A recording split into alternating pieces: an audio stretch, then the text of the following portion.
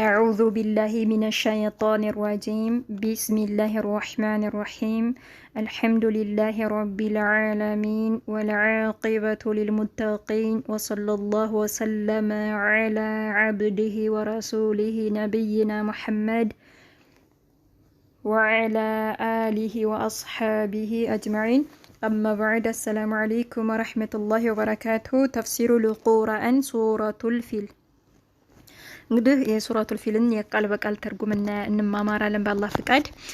ሱራ ማለት ምዕራፍ ነው። አልፊል ማለት የዝሆኖች ምዕራፍ ማለት ነው።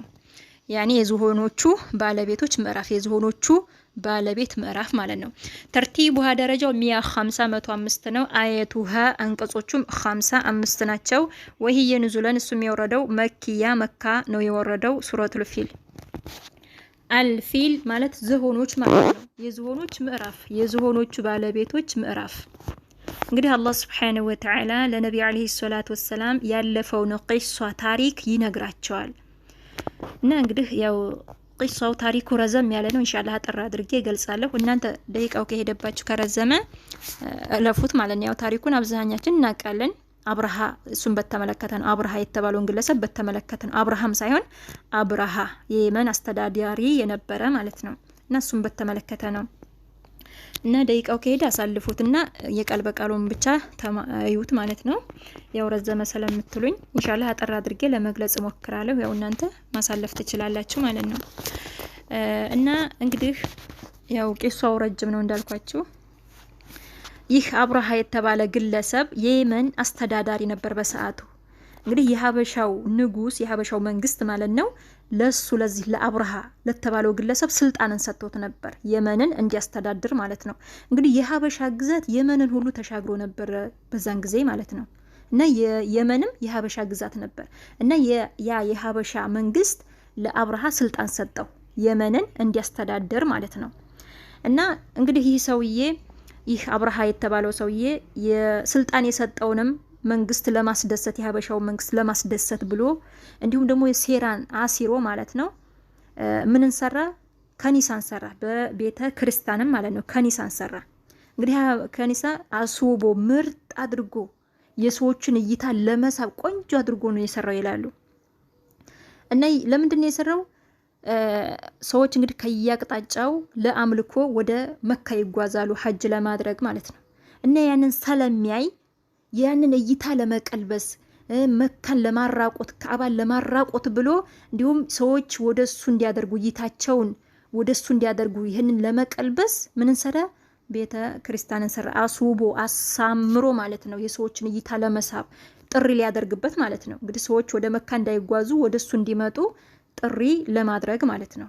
እና ይሄን ሴራ አሲሮ ይሄንን ሰራ ማለት ነው። እንዲሁም ያንን መንግስቱን የሀበሻውን መንግስት ለማስደሰት ለየት ያለ ነገር መስራት አለብኝ ብሎ ማለት ነው። ከዛም እንግዲህ ይሄን ሲሰሙ የመካ ሰዎች በጣም ተገረሙ። በጣም ተገረመው ነው እንዴ ብለው ከነሱ መካከል አንዱ ይላሉ፣ እንደውም ከበኒ ኪናና የሆነ ሰው አንዱ ነው ይላሉ። እዛ ገብቶ እዛ ከኒሳ ውስጥ ገብቶ ምን አረገ? ተጸዳዳ። ከዛም በዛም አልተብቃቃም ግድግዳውን ሁሉ ቅብጥብጥ አድርጎ ያኒ ብልሽሽት አድርጎ ማንም ሳያው ሾልኮ ይወጣል ማለት ነው። ሾልኮ ወጣ። ከዛም እንግዲህ አብርሃ የተባለው ግለሰብ ይሄን ሲሰማ ይሄን ሲያይ በጣም ተናደደ፣ ተበሳጨ። ይሄን ማን ያደረገው ብሎ ማጠያየቅ ጀመረ። እንግዲህ ሰዎች ምን አሉት? እንግዲህ አንተ ፉክክርህ ከመካ ሰዎች ጋር ነው። ይሄን የሚያደርጉት እነሱ ቢሆኑ እንጂ ሌላ ማንም የሚያደርገው የለም እነሱ ቢሆኑ እንጂ አሉት ማለት ነው። ከዛም ነው እንዴ ይሄማ ካዕባን አፈርሳለሁ ብሎ ተነሳ ማለት ነው። ካዕባን አፈርሳለሁ ብሎ ተነሳ። ከዛም ለሀበሻው መንግስት ምን ላከ? ደብዳቤ ላከ። ተጨማሪ ጦር ላክልኝ፣ ይህም ብቻ ሳይሆን የሰለጠኑ ዝሆኖችን ላክልኝ፣ ካዕባን ላፈርስ ጦር ሰብቄ ካዕባን ላፈርስ ለሄድ ነውና ይሄን ላክልኝ ብሎ ደብዳቤ ጻፈ። ያው እንግዲህ ያው ተላከለት። ሰራዊቶችን ይዞ ጦሩን ሰብቆ ዝሆኖችን ይዞ ወዴት ሄደ? ወደ ካዕባ ጉዞውን አደረገ። ካዕባን ሊያፈርስ ማለት ነው። ወደ መካ ሄደ ማለት ነው። እንግዲህ ያው መንገድም ላይ ተከላክለውታል ይላሉ።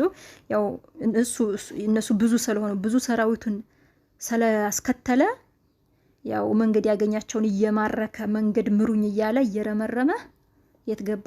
መካ ገባ ማለት ነው። እንግዲህ ዝሆኖች በሰዓቱ እንግዲህ ከባድ ትግል ሲሆን ዝሆኖችን ነው አሉ የሚያሰልፉት በዛን ጊዜ ማለት ነው። እና እንግዲህ መካ ገባ። እዛ ሲገባ እንግዲህ እዚህ አካባቢ ያሉትን ግመሎችን ፍየሎችን ሰብስባችሁ አምጡልኝ ብሏል። እና ያንን ተሰብስቦ ተሰጥቶታል ማለት ነው። እና እዚህ አካባቢ ታላቅ የሆነውን ሰው ጥሩልኝ፣ ከዚህ ከመካሶች ማለት ከመካሶች ታላቅ የሆነውን ሰው ጥሩልኝ ብሎ አለ። ከዛም ማን ተጠሩ? አብዱል ሙጠሊብ የነቢ አለይሂ ሰላቱ ወሰላም አያት ተጠሩ ማለት ነው። ከዛ መሳቸው ደግሞ ሲመጡ እንግዲህ በጣም ግርማ ሞገስ አላቸው። ባፈጣጠራቸው ያው ያማሩ በጣም ውብ ናቸው ይላሉ አብዱል ሙጠሊብ ማለት ነው። እና ግርማ ሞገስ አላቸው እና ሲመጡ እንግዲህ አክብሮአቸው ማለት ነው። አብዱል ሙጠሊብን አክብሮ ይህ አብርሃ የተባለው ሰውዬ አክብሮ ከዙፋኑ ተንስቶ ከዙፋኑ ወርዶ መሬት አንጥፎ አስቀመጠው። አብዱል ሙጠሊብን አስቀምጦ እሱም ተጎኑ ተቀመጠ ይላሉ። አንዳንዶች ደግሞ አብዱል ሙጠሊብን ዙፋኑ ላይ አስቀመጠው የሚሉ አሉ ማለት ነው። ዙሮ አክብሯቸው ማለት ነው። እንግዲህ የተከበሩ ናቸው። ግርማ ሞገሳቸውን ሲያይ ላይኑ ከብዶት ማለት ነው። ያው ተጎኑ አንጥፎ ተቀመጠ። ከዛ ምን አለው ለአብዱል ሙጠሊብ ይሄ አብርሃ የተባለው ባለስልጣን ማለት ነው፣ አስተዳዳሪ፣ የየመን አስተዳዳሪ፣ እኔ እንግዲህ ካዕባን ላፈርስ ነው የመጣሁት፣ እናንተ ካልነካችሁኝ እኔ አልነካችሁም አለው ማለት ነው። እና ያው የአብዱል ሙጠሊብም ግመል ተወስዶበታል። እዚህ እንግዲህ እዚህ አካባቢ ያሉትን ፍየል ግመሎችን አንጡ ብሎ የለ ያው የሱም ግመሎች ተወስዶበታል ማለት ነው። እና ምን አለ አብዱል ሙጠሊብ ነው እንዴ እንግዳውስ ቤቱ ጠባቂ ያለው ቤቱ ያው ጠባቂ ያለው እኔ የግመሎቹ ባለቤት ነኝ፣ ግመሎችን ስጠኝ አለው። ከዛም ያ አብርሃ የተባለው እንዴት ትለኛለህ? አክብሬህ ነበር ግን አሁን ካይኔ ወረድክ። እንዴት ግመል ትጠይቀኛለህ? የምታከብሩትን አምልኮ ቦታችሁን ላፈርስ መጥቼ እንዴት ግመል ትጠይቀኛለህ አለው ማለት ነው። ሞክር አልኩህ ብሎ እሱም ያው ሳቅ እያለ ማለት ነው። ሞክር አልኩህ እንግዲህ ቤቱ ባለቤት አለው፣ እኔ ግን የግመሎች ባለቤት ነኝ፣ ግመሎችን ስጠኝ ብሎ ያው እንግዳውስ ግመሎችን ስጡት ተባለ። ግመሎችን ተሰጠው። ግመሎችን ይዞ ሄደ አብዱል ሙጠሊብ። ከዛም ሴቶችን፣ ህፃናቶችን ወደ ተራራ ወደ ጎራ እንዲወጡ አዘዙ። የመጣው ጀሽ ወይም የመጣው ሰራዊት ጦር እንዳያጠቃቸው ህፃናቶች፣ ልጆች ወደ ጎራ እንዲወጡ አዘዙ አብዱል ሙጠሊብ። ከዛም የተወሰኑ ግመሎችን ለቀው የተወሰኑ ግመሎችን ደግሞ ካዕባ ፊት ለፊት አስረው ይላሉ ዱዓ አደረጉ፣ አላህን ተማጸኑማ አብዱል ሙጠሊብ ማለት ነው። የነቢ አለይሂ ሰላቱ ሰላም አያት ያው እነሱ እኮ ሙሽሪክ ናቸው እንጂ አላህን እኮ ያውቃሉ። ሐጅ ያደርጋሉ። ያው ካዕባን እንትን የሚሉት እነሱ ናቸው የሚቆጣጠሩት። ስለዚህ ያው እዛው ያው ጣዖቶች ብዙ ጣዖቶችን 360 ጣዖቶችን ያመልካሉ እንጂ ያው አላህን ያውቃሉ። እነዛ አስሮ ግመሎችን አስሮ ካዕባ ፊት ለፊት አላህን ተማጸኑ፣ ዱዓ አደረጉ አሉ አብዱል ሙጠሊብ ማለት ነው። ከዛም እንግዲህ ይሄም አብርሃ የተባለው ሰራዊቶቹን አንቀሳቀሰ ካዕባን ሊያፈርስ እና እነዚህ ሰራዊቶች እንግዲህ እነዚህ ዝሆኖች ወደ ካዕባ ሲደረግ ይላሉ አይሄድም፣ ወደ ኋላ ያፈገፍጋል ዝሆኑ ማለት ነው። ሱብሃንአላህ። ወደ ሌላ አቅጣጫ ሲደረግ ዝሆኑ ይሄዳል፣ ወደ የመን አቅጣጫ ሲደረግ ይሄዳል ይላሉ። ወደ ካዕባ ፊት ለፊት ግን አልሄድም፣ በቃ ወደ ኋላ ነው የሚያፈገፍገው ማለት ነው። አይሄድም፣ አይንቀሳቀስም አሉ። ይሄ ራሱ እኮ ትልቅ ዒብራ ትልቅ መማሪያ ነበረ፣ ግን እነሱ አልተማሩም። ከዛም አላህ ሱብሓነሁ ወተዓላ በዚህ ሁኔታ ላይ ያሉ አላህ ምን ላከባቸው? ጦይራን አባቢልን ላከባቸው፣ የወፍ ሰራዊቶችን ላከባቸው። አላህ ሱብሓነሁ ወተዓላ ታላቅ የሆነው ጌታ የወፍ ሰራዊቶችን ላከባቸው። እና ይሄ ነው እንግዲህ ባጭሩ ያው 8 ደቂቃ 9 ደቂቃ የሆነ ያው አሳልፉት ማለት ነው ኢንሻአላህ። ከዛ አሁን እንግዲህ ይሄ ታሪክ መቼ ነው የተከሰተው? ነቢዩ አለይሂ ሰላቱ ወሰላም ከመወለዳቸው በፊት። ይህ ክስተት ካለፈ በኋላ ነው ነቢዩ አለይሂ ሰላቱ ወሰላም የተወለዱት። እንግዲህ ነቢዩ አለይሂ ሰላቱ ወሰላም የተወለዱበት አመት ማን ይባላል? አመል ፊል ይባላል። የዝሆኑ አመት ይባላል ማለት ነው። طيب እና ከመወለዳቸው በፊት የተከሰተ ክስተት ነው። ከዛም ይሄ ክስተት ካለፈ በኋላ ነው ነቢዩ አለይሂ ሰላቱ ወሰላም የተወለዱት። የተወለዱበትም አመት ምን ይባላል? አመል ፊል ይባላል ማለት ነው። የዝሆኑ አመት ይባላል ማለት ነው። طيب እንግዲህ ይህን ይመስላል። እንግዲህ አላህ ሱብሓነሁ ወተዓላ ጦይረን አባቢል ልኮ አይቀጡ ቅጣት ቀጣቸው፣ አጠፋቸው ማለት ነው። የዝሆኖቹ ባለቤቶች እነ አብርሃ ማለት ነው። የሱን ግብረ አበሮች አጫፋሪዎች ሁሉ አላህ አጠፋቸው። طيب ቢስሚላሂ ራህማን ራሂም በአላህ ስም እጅግ በጣም ሩህሩህ እጅግ በጣም አዛኝ በሆነው በአላህ ሱብሓነሁ ወተዓላ ስም እጀምራለሁ። ያው ታሪኩ ላይ ግን አለፍ እያልኩ ነው። ኢንሻአላህ ያው ሙሉን ደግሞ አዳምጡት ማለት ነው። ሰርች አድርጋችሁ በደንብ አዳምጡት። ያው እኔ ከሞላ ጎደል ነው። طيب ألم ترى كيف فعل ربك بأصحاب الفيل ألم ترى አላየህም እንዴ አልተመለከትክም እንዴ ያ ሙሐመድ እያላቸው ነው እንግዲህ ይህ አላየህም እንዴ ስላቸው ነብዩ አለይሂ ሰላቱ ሰላም እኮ ያንን ክስተት ያንን ታሪክ እኮ አላዩም እኮ ግን አላህ ሊነግራቸው ሊያሳውቃቸው ነው። ይሄ ደግሞ የማስተማር ዘዴ ነው ማለት ነው። አለም ተራ ስላቸው እንዴ ምንድነው ብለው ጆሮ እንዲሰጡ ማለት ነው። ስለዚህ እኛም ጆሮ ልንሰጥ ማለት ጆሮ መስጠት አለብን። ምንድነው ብለን ልናዳመጥ ይገባል ከፊት ያለውን ማለት ነው። እና ይህ የማስተማር እንግዲህ ዘዴ ነው ማለት ነው። አለም ተራ አላየህም አልተመለከትክም እንዴ ከይፈ እንዴት ፈዓለ እንዳደረገ ረቡከ ጌታህ እንዴት እንዳደረገ አላየህም እንዴ ቢአስሓቢ ባለቤቶች አልፊል በዝሆኖቹ ባለቤቶች ላይ አላህ እንዴት እንዳደረገ አላየህም እንዴ እያለ ነው። አለም ተራ አላየህም አልተመለከትክም እንዴ ከይፈ እንዴት ፈዓለ እንዳደረገ ረቡከ ጌታህ ቢአስሓቢ ባለቤቶች አልፊል በዝሆኖቹ ባለቤቶች ላይ እንዴት እንዳደረገ እንዴት እንደሰራ አላየህም እንዴ ሊነግራቸው ነው። አለም የጀዐል አላደረገም እንዴ አላህ አለም የጀዐል አላደረገም እንዴ ከይደሁም የነሱን ሴራ ማለት ነው። ሴራ የነሱን ተንኮል ፊ ተድሊል ፊ ውስጥ ተድሊል በጥፋት ውስጥ ማለት ነው። ሌላኛው ደግሞ ፊ ተድሊል በከንቱ ማለት ነው። ከንቱ መንገድ የሳተ አላደረገም እንዴ መልሱ ምንድነው አድርጎባቸዋል ነው። እንግዲህ ያሴሩት ሴራ መንገድ ስቶባቸዋል፣ ግብ አልመታላቸውም። አላህ ከንቱን ያደረገባቸው የነሱን ሴራ ማለት ነው። አለም የጀዐል አላደረገም እንዴ ከይደሁም ሴራቸውን ተንኮላቸውን ፊ ተድሊል ከንቱ አላደረገባቸውም፣ በጥፋት ውስጥ አላደረገባቸውም፣ አድርጎባቸዋል። ወአርሰለ ላከ አላህ ሱብሓነሁ ወተዓላ ዐለይሂም በእነሱ ላይ ጦይረን አዋፋቶችን አባቢል ጭፍራ ጭፍራ የሆኑ ቡድን የሆኑ አዋፋቶችን ወፎችን ላከባቸው። አላህ የወፍ ሰራዊቶችን ላከባቸው። ሱብሓነክ ያ ረብ። ወአርሰለ ላከ ዐለይሂም በእነሱ ላይ ጦይረን ወፎችን አባቢል ቡድን የሆኑ ጭፍራ የሆኑ ቡድኖችን የወፍ ሰራዊቶችን አላህ ላከባቸው ማለት ነው። ተሩሚሂም እነዛ ወፎች ደግሞ እነዛ አዋፋቶች ምንድናቸው? ተሩሚሂም የሚጥሉ የሆኑ ምንን ቢሒጃረቲን ድንጋይን የሚጥሉ ያ ድንጋይ ደግሞ ሚን ከሆነ ሲጂል የተጠበሰ የሆነ ድንጋይ ማለት ነው። ሚን ከሆነ ሲጂን ከሲጂን የሆነ ሲጂን ማለት እዚህ ጋር የሚን ከሆነ ሲጂን ከተጠበሰ ጭቃ የሆነ ድንጋይ ማለት ነው። እዚህ ጋር ሲጂን የሚለው ጭቃ፣ ያ ጭቃ ደግሞ የተጠበሰ የሆነ ከጭቃ የሆነ የተጠበሰ ነው ድንጋይ ማለት ነው። طيب ተርሚሂም የሚጥሉ ቢሒጃረቲን ድንጋይን የሚጥሉ አዋፋቶችን አላህ ላከባቸው። ያ ድንጋይ ደግሞ ሚን ከሆነ ሲጂን ከተጠበሰ ጭቃ በሆነ ድንጋይ የሚጥሉ ማለት ነው። ፈጀዐለሁም አደረጋቸው አላህ ሱብሓነሁ ወተዓላ እነሱን አብርሃንን ማለት ነው። ፈጀዐለሁም አደረጋቸው እነሱን ከዐስፊን ልክ እንደተበላ ማለት ነው። አፏን ከዐስፊን ልክ እንዳዝመራ ያ አዝመራ ደግሞ መእኩል ልክ እንደተበላ አዝመራ አደረጋቸው።